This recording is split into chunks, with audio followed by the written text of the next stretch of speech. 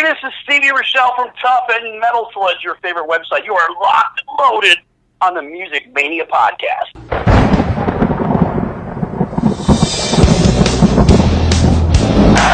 You ready for some screaming heavy metal? We rock! But the evil that men do lives on. We gonna bang your head! You are now listening to the Music Mania podcast, brought to you by CD Warehouse in Gladstone, the #1 hard rock podcast in the Midwest, featuring hard-hitting interviews with rock's living legends. And now, here's your host, Clint Switzer. Well, as the hard rock phenomenon known as KISS gets set to embark on their end-of-the-road tour, which could last up to 3 years, we are going to be bringing you our last KISS podcast. And on this show, former KISS guitarist Bruce Kulick is going to be joining me to talk about things like his appearance at the KISS Cruise a couple months ago, his thoughts on what members, past members, alumni, could be joining the tour on different stops, if there's going to be any guest appearances. We're going to be delving into all things KISS. Of course, the band formed in 1973, 44 albums, 100 million sold worldwide, the #1 gold album American band of all time. KISS is my favorite band. You put a gun to my head, I'm going to say KISS. I'm a KISS nerd, and I'm proud of it. My uncle first showed me his KISS record collection back in the late 80s, whenever I was young. You know, I'm only 35 years old. So really, I came to be a KISS fan during their non-makeup years when Bruce was, in fact, the guitarist. Some great albums in there, of course, like Asylum, Hot in the Shade, Revenge is a lot of people's favorites. We're going to be talking to Bruce about all those albums, his involvement with KISS, KISS going on their reunion tour in '96, and how he felt about that when he and Eric Singer were all of a sudden out of a job as Ace and Peter rejoined the band. Guys, this is a celebration of the hottest band in the world, regardless of what you think about their legacy, their age, their second farewell tour, if you will. This is a time to celebrate, and they're going out with it, and hopefully in style. And right now there's a lot of talk about this being kind of an evening with KISS. There hasn't been openers really announced for a lot of these dates, and they're going to be here at the Sprint Center in Kansas City, February 27th. So about a month into the tour, the Kansas City fans here that listen to the show, you're going to be able to check KISS out. Still some tickets remaining. This tour is selling really well. This thing's supposed to last 3 years. Is that really possible? I mean, you see 71 dates or whatever it is already announced. So a lot of people believe that they're going to space this out over the 3 years. And, so if you see KISS, though, in this city and you're on this first leg, they may come back to some of the B markets, or, if they're going to be in Kansas City, maybe they'll play Wichita the next time around. So if you miss them in Kansas City, there's always going to be a chance. This thing's going to go on for a while. And again, it's all about the celebration of the music and everything about KISS, which, sort of enchanted me as a child. KISS is the reason that I like hard rock music, the reason that I got into the Motley Crues and Judas Priest and Iron Maidens and Black Sabbath and so many more. It all started with that imagery. I saw the Destroyer cover, my uncle's vinyl copy of Destroyer that he had. All of my worlds collided. You had the visuals. You saw these guys in makeup. You saw the Demon, Gene Simmons. You saw the Star Child, Paul Stanley, the Catman, Peter Criss, Space Ace Frehley. All those things, all that imagery, the music, it all kind of went together, and it just sort of connected for me and really just sort of started me on this path. And I wouldn't be where I am if not for KISS. I would not be hosting this podcast or reviewing concerts, 25, 30 shows a year that I'm able to go to, traveling around the U.S. to festivals and interviewing musicians. None of that would be possible without KISS. So regardless of how you feel about Paul Stanley's voice in its current state, or the fact that KISS went on a farewell tour in 2000, or any of the problems you have with KISS and their licensing, Gene Simmons, in his ways. You know what? We're throwing all that out the window, and we're celebrating these icons and KISS doing it one more time. And I can't wait to see the show February 27th. And this will definitely not be the last KISS show that I see. This is the end of the road. This is the last KISS. And guys, Bruce Kulick is here, and he's going to be helping us go through and kind of talk about this tour, what it means, his involvement with the KISS Cruise, like I said, and so much more. Bruce was on this show a couple years ago, and he's become a really good friend of the show. Great guy, great guitarist. I'm going to be talking about his current role in Grand Funk Railroad and so much more. Guys, thank you so much for being a part of this show. 2019 is off to such a great start here on the Music Mania podcast. So many great guests already. We've had Robin Wilson from Gin Blossoms on last week, Michael Lardy from Great White, Andrew Freeman from Last in Line. We've really just run the gambit here. This is so exciting. We're just getting started. Summer concert season is just upon us in just a few months, and I'm getting it started already, man. I got the Gin Blossoms coming to Kansas City here on Friday night. Going to be checking them out fresh off my interview with Robin. And then on Saturday, traveling down to Durant, Oklahoma to the Choctaw Casino to see the Scorpions, one of my 5 favorite bands of all time. Seeing them for the second time in just a few months. Saw them back in September in Dallas. They are still unbelievable as a lot of those members are hitting that magical age of 70. So much going on here on the Music Mania podcast. We appreciate you hitting that subscribe button on iTunes, on Google Play. If you have a smartphone, you have access to the show, so please subscribe. After the break, we're going to be talking to Bruce Kulick. Stay tuned for that. And before we do, got to tell you about our sponsor, CD Warehouse in Gladstone, Missouri. For over 22 years, a staple of the Northland. Guys, they buy, sell, and trade CDs, DVDs, vinyl, and more. Do not let the vibe of the old school record store go by the wayside. Give them a visit today off Antioch Road in Gladstone. Guys, for over 22 years, CD Warehouse has been there for you. Go give them a visit today. Tell the owner, Randy Ringer, that Music Mania sent you, and there will be a discount, or it's on us. Everything's great, man. How are you? It's been a couple years. How's everything going, man? It's been too long. Everything's going really well, thank you. Been a lot of exciting things in the past couple years, and what can I say? I keep carrying on with my career and try to do the best I can, and things have been good. Well, I guess I haven't realized just how many dates Grand Funk Railroad does each year, but you're coming off just doing a string of dates this fall. You just came off doing a bunch of dates with a couple dates with Bob Seger, and you got more coming up after the new year. How cool is that, man? Yeah, it's been great. I know a lot of fans asked, is Don doing double duty? Because Don, had multiple tours with Seeger, but not on this tour, of course. So, it's been, just to talk about Grand Funk for a minute, we're entering this 50th anniversary for them, and the dates have been coming in. I can't complain. And obviously having those Seeger Arena dates were a real shot in the arm for the guys, and we all get along really well, which is nice, So can't complain. Absolutely, super cool. And you guys, you're going to start back up here January 17th after the new year. That's when the tour starts back up with Bob Seger, and you do another show in Milwaukee. But then, you guys got dates lined up from January through March and all the way up to October of next year. You find a way to keep busy. There's nothing wrong with that at all, man. That's just great. And I know it's, you've been part of this band now. You talk about 50th anniversary. It's almost been, I think, 19 for you in Grand Funk. Yeah, we're entering the 19th year of being together, which is crazy. And just so you know, a lot of people, when they talk to me about the dates with with Grand Funk, they were always like, "Oh, so you're going on tour?" The way we do it is unlike a band like Kiss, who's going to have multiple trucks and really book a string of dates for weeks and months and all. We just fly. We have a backline company that has our gear that can meet us. We have 3 rigs that can meet us anywhere in the country, even multiple dates, and have our equipment. So they're mostly weekend things.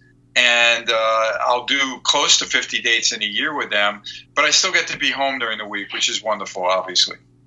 Yes, no question. And I tell you what, Bruce, everyone's still kind of a buzz over this Kiss cruise. I believe it was the 8th one. You were a part of this, and a lot of people talking about the set that you and your band put on. Not only your reunion with the band and also Ace Frehley on stage, the first time that's happened in many years. And your band with Todd Kearns, Brent Fitz, you guys had this set, and a lot of these songs, a lot of these songs you maybe have probably never even played. You had like a Carnival of Souls medley. You really, this is a lot of buzz from Kiss fans. What was that like? What was the vibe like on stage there on the Kiss cruise? As you can imagine, I was thrilled with the reaction. I knew I had an amazing opportunity. There aren't any more... all right, obviously people that could afford to get on a cruise and all, have the funds to get to the port. And then actually I think the price for a cruise is very reasonable for the amount of time you're away, and the fact that it's all inclusive for the most part, and the fact that you're going to be entertained and be surrounded with incredible music from the bands and the fans that you love, so but those fans are obviously very, very big Kiss fans, so they're going to know really, deep tracks and deep cuts, and they're going to be familiar with everything. So it was really a lot of fun to put together an interesting set for them, because I wouldn't, if I did a tour of my era of Kiss, I may have to be a little more general. You know what I mean? But on a Kiss cruise, I could go really deep with the tracks from my era, and there were so many songs to choose from, which is why I came up with some medleys. And Crazy Nights being a strong record, Carnival Souls being a controversial record but popular too, and then I did a couple of songs from Hot in the Shade and Smashers and Thrashers and put them in as a medley, in addition to songs that were full versions of songs from my era as well. Let's say like a Tears Are Falling or Forever. So it was really a lot of fun to put it together, but it was hard work, and I had a terrific band. And what can I say? The reaction couldn't have been better, as you can imagine. The reaction was insane. I tell you, just going to YouTube to hear some of these songs. I mean, King of the Mountain, Little Caesar, Tears Are Falling. I mean, Forever. Do you feel like, because I feel this way, do you feel like that your era of Kiss becomes more revered as time goes on, as more, obviously the reunion takes place in 96, kind of cutting off the momentum that wonderful group had. Now Kiss did, the right thing, probably business-wise, and we'll see it here on this End of the Road tour. I'm sure they're going to do big business there. But do you feel like that the reverence has only grown for that era? I do. Like most things in life, the item that you know is not as not exposed as much, that you don't have on the menu. If I wanted to make the Kiss music a buffet, these fans have been a bit starved for what I'm kind of like capable of bringing them, and I have to say that it was a real thrill to put that music together for them. And I'm well aware from the reaction that I got that they do miss my era, and that's very flattering, as you can imagine. I'm a fan of all the eras of Kiss, but certainly I'm very, very partial to what I have been, the albums that I've recorded and kind of spent so much energy in, and it's really exciting to know that people care, and this opportunity I had to perform it for them was just a home run, and I'm glad it all worked out. Well, Kiss is about to embark on the end of the road, finally, calling it quits here as they have a massive tour in place. I mean, obviously you reconnected with the guys on the Kiss cruise. Ace Frehley's been very, very vocal in the press about, hey, I'd love to do something. Pay me this much and I'll show up. What that's so Ace. But have you had any conversations or anything that you think that the band might do as far as bringing some of the other members out, even if just for a few shots here and there? I think the fans would love that. No, I don't have anything that I know. They expressed some, they've made some comments about doing things like that, but I have nothing that I can, confirm at this point. And since it's going to be probably a longer tour than people may have thought, let's see what happens. You know what I mean? But I'm certainly, I'm 100% behind them in them celebrating it in whatever manner that they think. And there's nothing that I could say that's going to, make me involved. But I think they know that I'm supportive of them. So let's see what happens down the road. Well, absolutely. And, you look at, the albums that you played on, I think all of them went platinum except to maybe Hot in the Shade. So they're talking about doing just maybe a one night of Kiss, no opening bands, 25 songs. I mean, so the songs from your era are going to have to be featured, maybe not heavily, but you're going to have stuff from Revenge. You're going to have to see something maybe from Asylum or Animalize pop up. I know you played just briefly on Animalize after Mark St. John was able to complete, but I mean, they're going to have some of this material, and I think Kiss is such more. It means more than just, original members. It means more than just people in makeup. It means more. It's all encompassing. Like, you're all a part of it. And, I think from a fan's perspective, it'd just be cool to see everybody, even Vinnie Vincent, involved at some point. That'd be hilarious and interesting too. So I think people would just love to see you guys out there at some point. It'd be awesome. Sure. Well, let's see what happens. Yeah. I mean, one thing, the band is so many people have such passions talking about and discussing, this group. But I always find it, I like to be more the fly on the wall about the whole thing, you know what I mean? And just be listening in, because I'm too close to it really to obviously I can give you my thoughts about certain things personal to me, but when it comes to, like what the band, how the fans love to discuss what the band should do and what they could do, it's they have such passion with it that it's always entertaining to me in that removed sense, you know what I mean? Of course, and I think that this is just kind of a microcosm. As we look around, it's just this sort of is just sobering proof that none of this lasts forever. In the last 3 or 4 years, we've lost so many musicians that have passed away. We've had so many bands embark on farewell tours. We have Kiss, Ozzy Osbourne. We've seen the last tours of Motley Crue, bands like Twisted Sister, Black Sabbath. I mean, is it just sort of a sobering thought, like that this can't last forever? And but the truth of it is, this music lives on, and that's really what's important, and that's what you're helping do, even in Grand Funk Railroad right now. It's the music lives on. Yeah, I mean, it is really nice that that Don and Mel have this passion to celebrate the 50th anniversary, and I already made like my signature guitar picks, reflecting the 50th anniversary. And I think it will be a bit of a shot in the arm. It's not going to hurt, you know what I mean? But it's exciting in some ways to carry on. And yeah, I'm aware there's a lot of groups that are talking about. Elton John's another one that was mentioned as final stuff. Obviously, people, if it's legitimate and you say it's going to end, I guess that you got to say something about that. I think this one with Kiss certainly is going to be, they truly are winding it down in the traditional sense of the, touring, and continuing this giant Kiss machine. But the music lives on. I think you said it really well. And that's absolutely true. That's why it always means a lot to me when people really talk about the music, and that if they have some connection to the first time they heard a song from Carnival of Souls or whatever, it always is. It's a good feeling knowing that I may have been involved with something that makes them feel good. That's great. Yeah, absolutely the case for me, Bruce, because I'm 34, so whenever I was coming into music, learning about what it was and what all these bands were, Kiss was out of the makeup. It was I'm pretty sure the first Kiss song I ever heard was "Rise to It."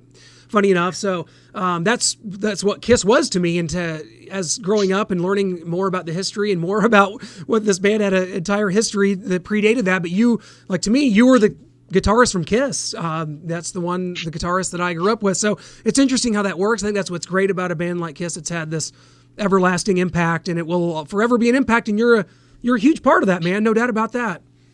Well, thank you. And believe me, there's times, I hear it from people and it feels great. And there's times I just completely, it doesn't really connect with me. You know what I mean? And I don't kind of feel it the same way, but I do like knowing that it's something that's so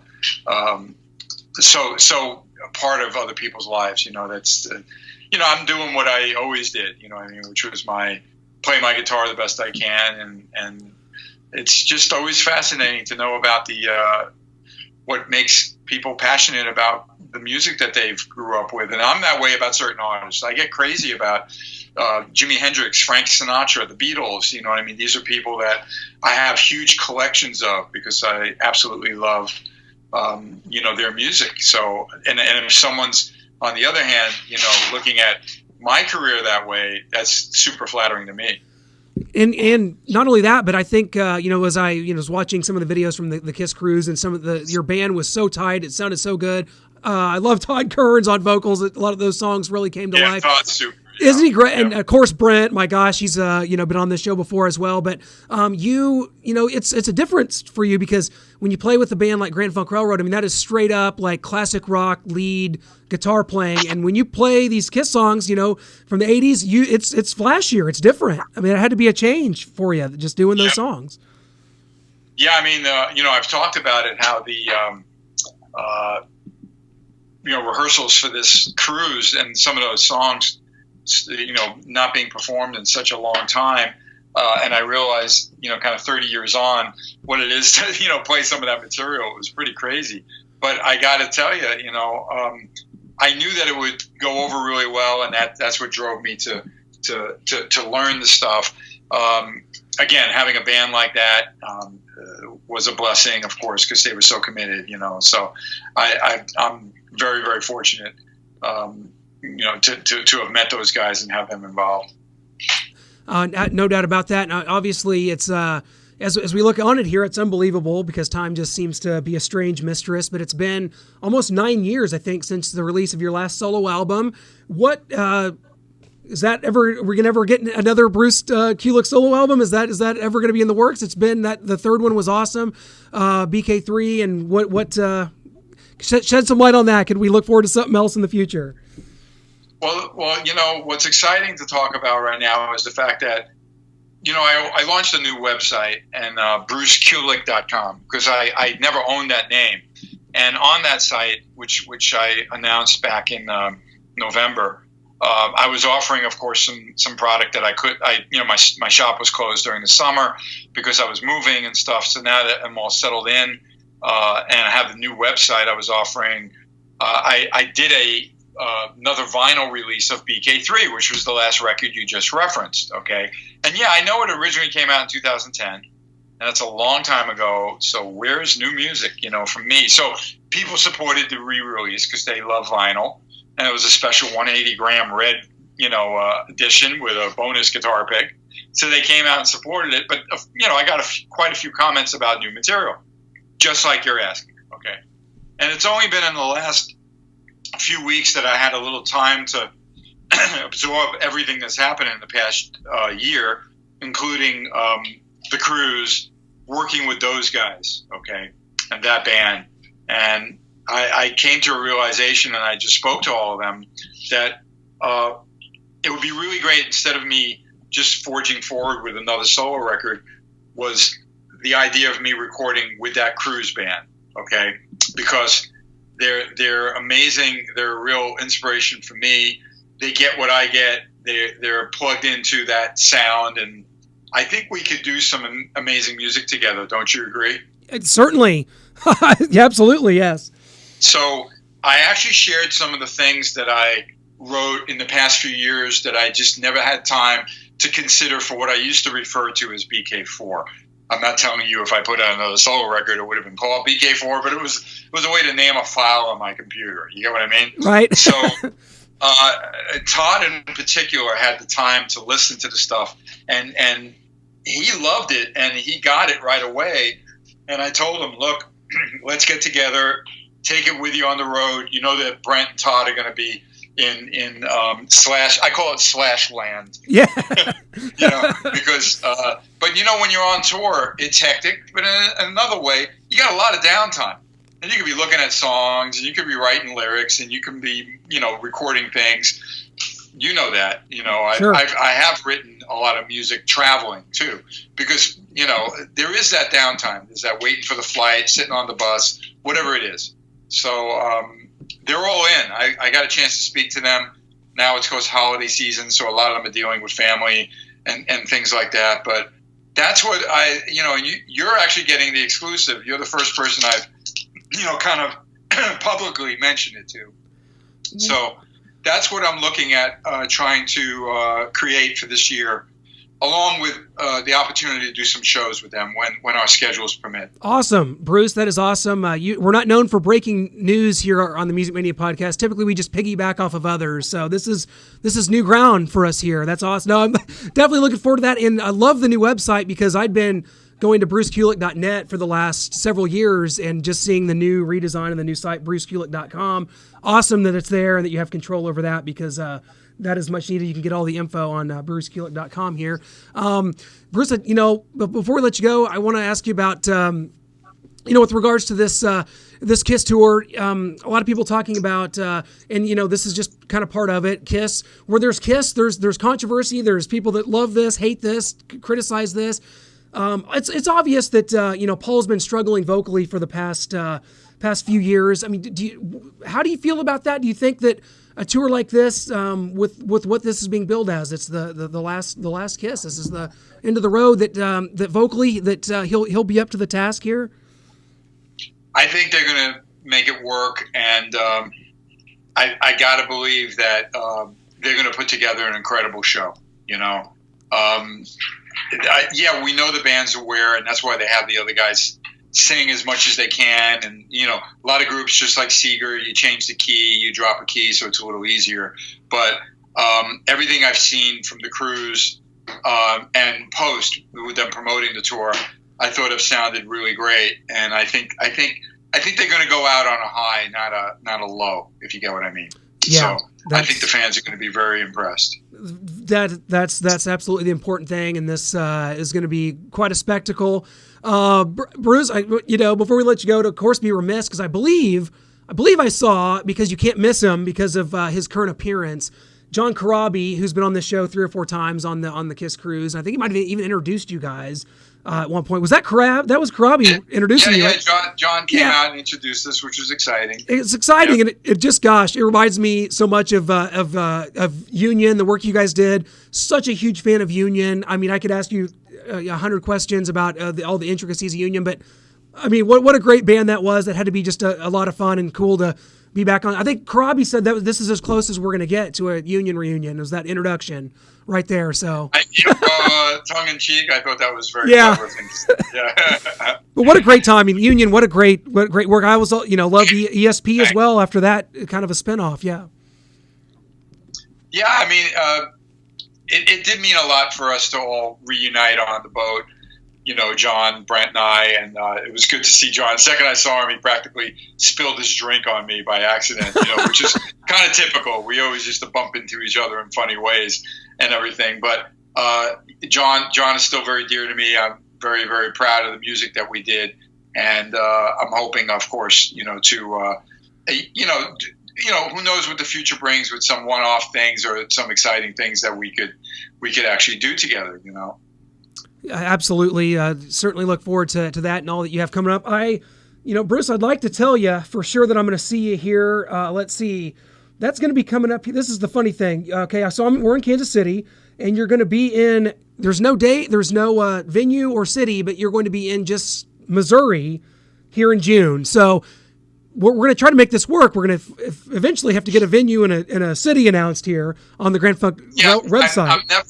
I'm never really clear why. Like, I'll get that information in my info from the agent, and certain times on the site they don't want to announce it, and I'm not always positive why. But sometimes it's even a request from the actual venue or whatever, not to give the details until a little later, until the top of the year or whatever. I'm not really clear on that, but it will be up there, in plenty of time for us to make a plan, and hopefully you can come see me, and we can come, say hi and everything. Oh, okay? Absolutely, would love that. Yeah, wherever this is, June 1st is it's gonna be in Missouri somewhere, folks. We got two major cities on each side of the border. We got Kansas City and St. Louis, so we're in Kansas City. We're just gonna go for that. We've got plenty of wonderful casinos here. Let's just go ahead and make that happen. Bruce, I can never thank you enough. It means the world to us to have you on, especially around the holiday season. We'll be in touch, man. Anything you ever have to promote or anything you're doing, always hit me up.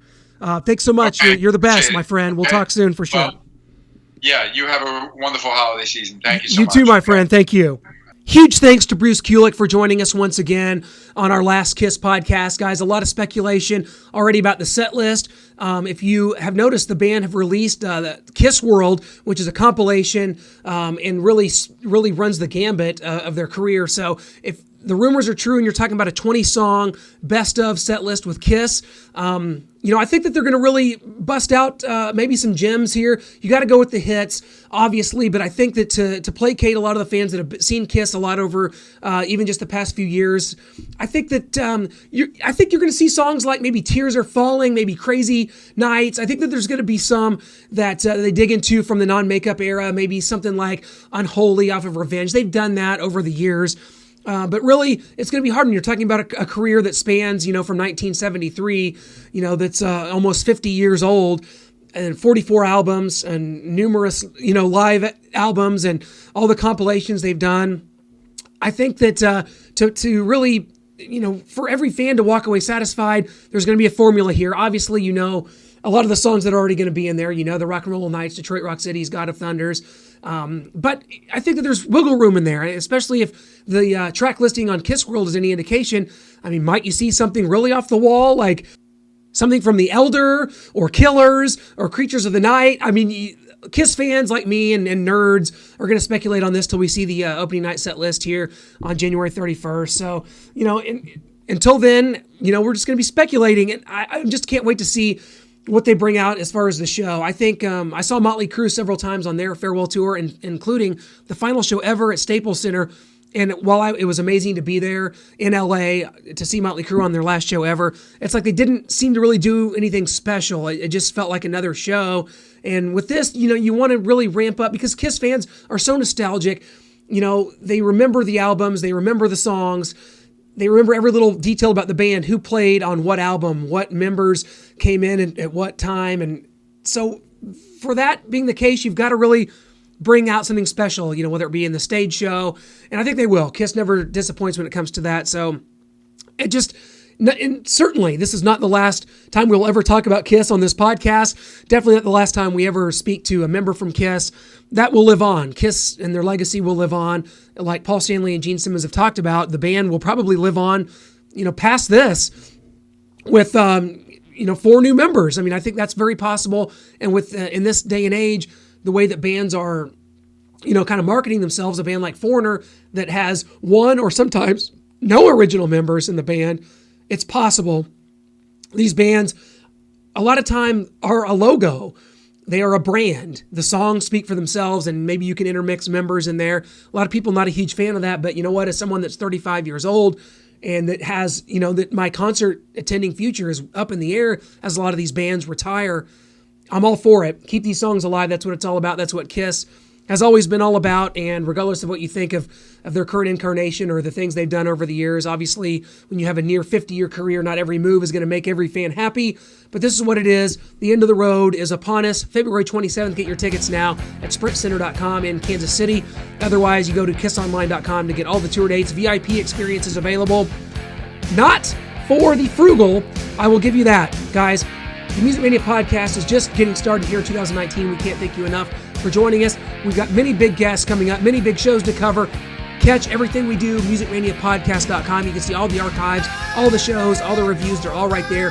Thank you so much for joining us. Thanks, Bruce Kulick, so much for being a part of our Last Kiss podcast here on Music Mania.